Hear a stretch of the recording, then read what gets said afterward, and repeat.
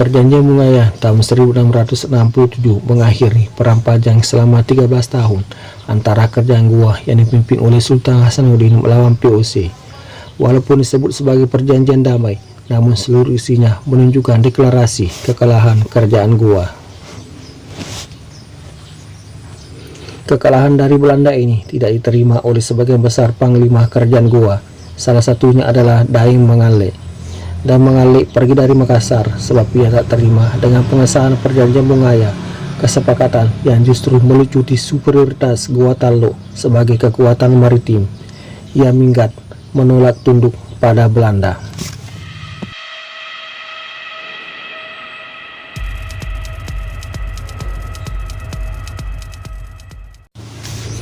Setelah menetap di Pulau Jawa, Daeng Mangale kemudian pindah ke daratan Siam, Thailand. Permintaan suakanya kepada Raja Ayutthaya saat itu, Somdet Piranare, dikabulkan.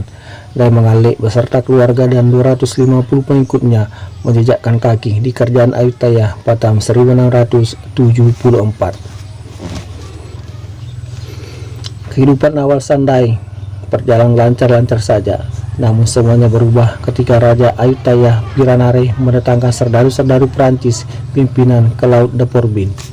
Tentara itu didatangkan untuk menjadi pengawal sang raja. Kondisi di Ayutthaya yang rawan dengan kudeta perebutan tahta menyebabkan sang raja perlu mengamankan kekuasaannya. Namun bagi Daeng Mangale, kedatangan serdadu-serdadu Perancis itu ibarat bencana. Dengan datangnya tentara Eropa itu, kedudukan raja semakin kuat sehingga membuka peluang munculnya perbudakan di Ayutthaya, terutama terhadap orang-orang pendatang dari timur. Beberapa tahun kemudian orang Makassar, Champa, Kamboja dan Melayu dan kalangan istana mulai menunjukkan ketidaksukaan mereka pada kebijakan raja yang bersekutu dengan orang Eropa. Maka terjadilah pemberontakan pada akhir 1686 antara koalisi para pemimpin Champa, Melayu, Persia dan para pangeran Ayutthaya anti Eropa melawan pasukan kerajaan Siam yang dibantu serdadu Eropa. Tetapi kemudian komunitas Melayu, Champa dan Kamboja datang memohon pengampunan yang serta-merta diterima oleh raja. Daeng Mangale pun diminta untuk memohon ampun, tetapi ditolak mentah-mentah oleh Daeng Mangale. Akibat tindakannya itu, 1 bulan wilayah Kampung Makassar dikepung oleh pasukan Siam. Pada akhirnya raja pun mulai kehilangan kesabaran dan kemudian memutuskan menggunakan kekuatan militer untuk memerangi masyarakat Makassar yang dianggap kepala batu itu. Tanpa bisa dielakkan lagi, terjadi kontak senjata. Perlawanan pun pecah. Pasukan Daeng Mangale yang berjumlah 47 orang dan hanya bersenjata tombak dan barik melawan 700 tentara Eropa. Daerah sekitar Sungai Copi Raya pun jadi medan perang sengit selama 3 pekan beruntun. Ratusan rumah terbakar, penduduk sipil turut menjadi korban. 6 orang Makassar menyerang Pagoda dan membunuh prajurit serta biarawan di sana. Sebanyak 366 orang prajurit Perancis ditewaskan oleh 6 orang Makassar yang mengamuk kesetanan dengan tombak dan bariknya.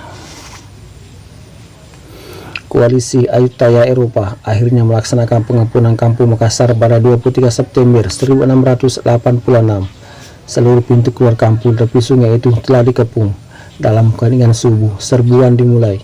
Bola-bola api mulai ditembakkan ke perkampungan. Api merah menyala menjilat seisi desa. Melihat semuanya hangus, koalisi Sam Eropa sempat merasa menang. Namun perang sebenarnya justru baru saja dimulai. Seperti larun menerjang sinar, orang-orang Makassar satu persatu keluar dari parit dan menerjang apapun yang mungkin mereka serbu. Perang, serang, terjang, balasan Bugis itu membuat Kapten Cotes dari Inggris tumbang. Ribuan pasukan gabungan itu dipaksa mundur, menunggu bala bantuan datang.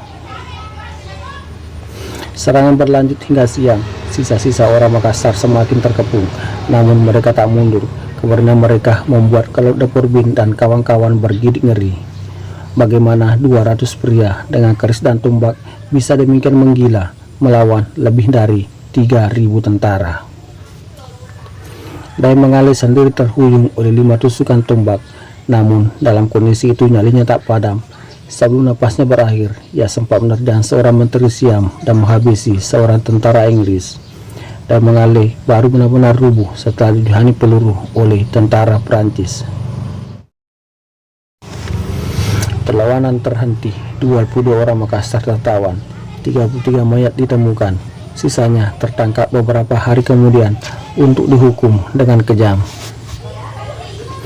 Purbin mencatat kesaksian Pastor Tachar tentang bagaimana sisa-sisa orang Makassar ini dihukum. Kepala dijepit dan dipasak sebelum menjadi santapan macan. Ada juga yang dibakar dan dikubur setengah badan hingga mati perlahan. Sisanya kepala mereka dipenggal dan dipamerkan sebagai peringatan. Selebihnya adalah sejarah yang hingga kini membuat penduduk Thailand terpana. Mereka terkenang kisah keteguhan hati dan perlawanan tak terperikan. 200 lelaki Makassar yang terkepung mampu menghabisi tak kurang 1000 prajurit Siam dan 17 tentara Eropa dengan senjata seadanya. Semoga bermanfaat. Salam harmoni.